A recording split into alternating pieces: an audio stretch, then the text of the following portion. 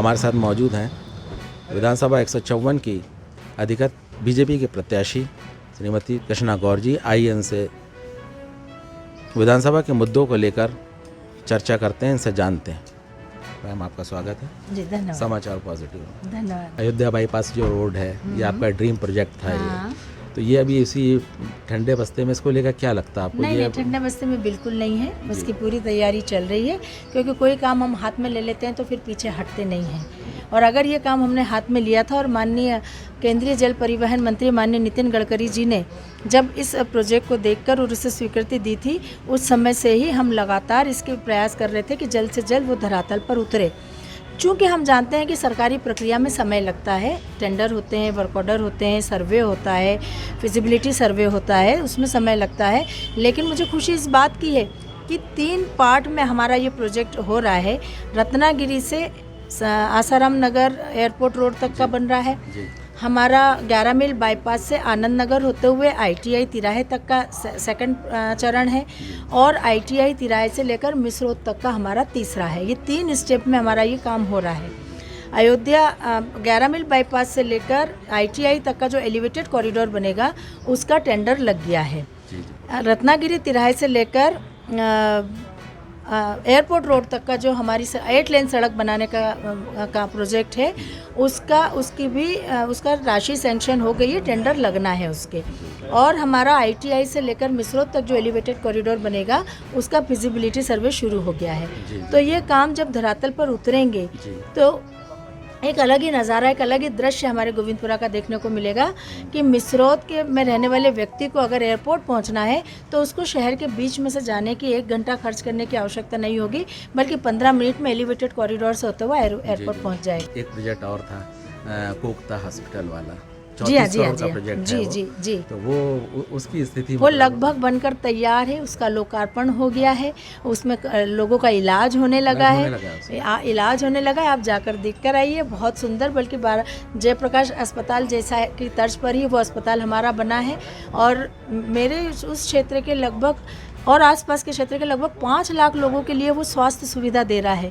आनंद नगर से लेकर माणक विहार, press colony, Ashok Vihar, Kokta, हताई Kheda, transport नगर, इवन रायसेन तक के और आसपास के दूसरे जिलों के भी लोग वहाँ पर आएंगे, क्योंकि वो इतना अच्छा अस्पताल बना है। जी। मेट्रो स्टेशन जो अपना पिपलानी वाला है, तो उस क्षेत्र में वो आपका ही क्षेत्र पड़ता है, तो उसमें जो अपना भेल का एरिया, इसकी कनेक्टिविटी के लिए मेट्रो के लिए आप क्या उसके बारे में क्या सोचा? नहीं, देखिए, जो इंटीग्रेटेड प्लान बना है मेट्रो का, उसमें पूरा फिजिबिलिटी सर्वे के बाद ये तय किया गया था कि कहाँ वायबिलिटी ज़्यादा है, उसको पहले किया जाएगा।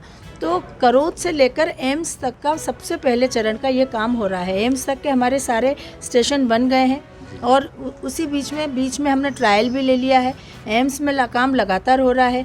3 चरणों में काम होगा, जिसमें अब सेकंड चरण का काम होगा वो आनंद नगर से होता हुआ आएगा, क्योंकि वहाँ भी इकोनॉमिकली वो बहुत वायबल है। तो इस प्रकार से इंटीग्रेटेड प्लान बना है, उसके पार्ट है, अलग अलग पार्ट। तो अभी पहला पार्ट हुआ है, दूसरा पार्ट होगा, तीसरा पार्ट होगा। आपका क्षेत्र जो है वो इंडस्ट्रियल एरिया है। जी हाँ, और उसके अंदर करीब 1200 इंडस्ट्री मेरे ख्याल से, उससे ज़्यादा ही है मेरे ख्याल से। तो इसमें जो है आपका इसको मॉडल बनाने के लिए कुछ हमेशा से हमारी कोशिश यही होती है कि हमारे इंडस्ट्रियलिस्ट से हमारी बातचीत होती है, चर्चा होती है, और जहाँ भी वो कुछ समस्याएं हमको बताते हैं, उन समस्याओं का हम निराकरण करते हैं। जो प्लान वो बनाकर लेकर आए हैं, वो उसके लिए उनकी उद्योग मंत्री जी से भी चर्चा हुई है, और उसके ऊपर काफ़ी चर्चा हुई है कि एक आइडियल इंडस्ट्रियल एरिया उसको रोल मॉडल के रूप में बनाया जाए। तो आने वाले 5 वर्षों में निश्चित रूप से एक आइडियल इंडस्ट्रियल एरिया आपको दिखाई देगा। और स्थानीय रोजगार के मामले में क्या सोचती हैं आप इसी चीज़? देखिए, सरकार लगातार प्रयास कर रही है स्थानीय रोजगार के लिए, और सरकार के प्रयासों में हमारी सहभागिता लगातार होती है। स्ट्रीट वेंडर योजना के माध्यम से जो लोन हमारा लोगों को दिया जाता है, खासकर हमारे गरीब मध्यम वर्गीय परिवारों को, हमारी कोशिश है ज़्यादा से ज़्यादा दें, ताकि लोग अपना खुद का स्वरोजगार शुरू करें। और मैंने देखा है कि इतना अच्छा लोगों ने शुरुआत की है कि लोगों ने मार्केट में दुकान तक खरीद ली। तो ये स्वरोजगार की दिशा में हमारी सरकार की बहुत प्रशंसनीय पहल है। दूसरा, हमारे बच्चे जो पढ़ लिख कर डिग्री लेकर घूमते थे उनके लिए स्किल डेवलपमेंट का कोई भी साधन, कोई माध्यम हमारे यहाँ नहीं था। 1000 करोड़ रुपए की लागत से हमने संत रविदास ग्लोबल स्किल पार्क अपने क्षेत्र की जनता को दिया है, जहाँ हर साल इंटरनेशनल लेवल की ट्रेनिंग बच्चों को दी जाएगी। तो हमने कैरियर निर्माण में, स्वरोजगार के क्षेत्र में बहुत काम किया। 50,000 बहनों को लाडली बहना बनाया, 30,000 बेटियों को लाडली लक्ष्मी बनाया, घर घर आयुष्मान कार्ड बनवाए हमने, जनधन के खाते खुलाए, 5,000 हमारे प्रधानमंत्री आवास योजना में गरीब लोग रह रहे हैं, निवास कर रहे हैं। आप देखिए उनका कितना सुंदर। जो आपने लाडली बहना की बात करी, तो बहनों का तो आप लोग बीजेपी बहुत ख्याल कर रही जी, जीजाओं का क्या होगा? नहीं, बोला हमारे मुख्यमंत्री जी ने कि लाडली बहना के बाद अब अगले 5 साल में लाडला भैया भी योजना आएगी। अच्छा, ऐसी भी योजना आएगी इसके अंदर जी। जो अल्पसंख्यक समाज है उसके लिए आपका क्या प्लान हो, क्या सोचती हैं आप? कभी हम सोचते नहीं। हमारे क्षेत्र में आप जाकर देखें, निज़ामुद्दीन, स्पेशली निज़ामुद्दीन कॉलोनी में आप जाइए और वहाँ की सड़कें आप देखिए। हमने मुस्लिम क्षेत्र को कभी ये एहसास नहीं होने दिया कि हम उनका विकास नहीं करते। वो हमारे साथ हैं, हम उनका विकास निश्चित रूप से करेंगे। सबको साथ लेकर आगे बढ़ने का मंत्र प्रधानमंत्री जी ने हमको दिया है कि समाज का कोई वर्ग विकास की धारा से छूटना नहीं चाहिए। पूजनीय बाबूजी का भी यही मंत्र था कि हमको सबको साथ लेकर आगे बढ़ना है। यही कारण था कि मुस्लिम समुदाय बाबूजी को बहुत आदर देता था और बाबूजी के मंत्र पर अभी भी देता है। और बाबूजी के मंत्र पर काम करते हुए हम भी गोविंदपुरा विधानसभा क्षेत्र में इस बार जितने मुस्लिम बूथ हमारे हैं उनको बहुत अच्छे से जीतेंगे, क्योंकि एक भरोसा उनका हमने जीता है और मुस्लिम समुदाय ने इस बात को स्वीकारा भी है कि गोविंदपुरा में कोई भेदभाव नहीं होता। गोविंदपुरा में सबका ध्यान रखा जाता है और सबका विकास किया जाता है। बाबूलाल गौर जी की जो विजय परिपाटी है, 8-10 टर्म की है वो, और आपने तो अभी फर्स्ट टर्म नहीं निकाला है, तो ये परिपाटी कायम रहेगी?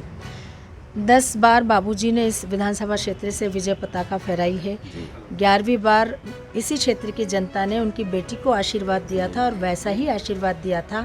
12वीं बार फिर मैं चुनाव लड़ रही हूं और इस बार भी गोविंदपुरा की जनता बाबूजी की बेटी को जरूर आशीर्वाद देगी। हमसे बात करने के लिए शुक्रिया। धन्यवाद। बहुत बहुत।